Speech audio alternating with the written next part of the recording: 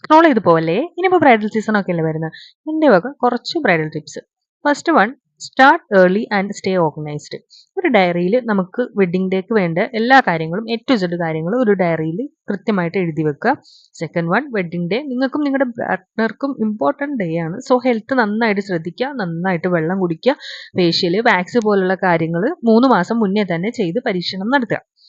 Third one, നമ്മൾ dress, makeup, ornaments ഇതിൻ്റെയൊക്കെ trial ഒരു 2 ആഴ്ച മുന്നേ തന്നെ ചെയ്തു വെക്കുക. And fourth one, pack emergency kit like safety pin, slides, mini fan, wet sponge അങ്ങനത്തെ, because you never know when you will need them. Fifth one, take a moment to breath.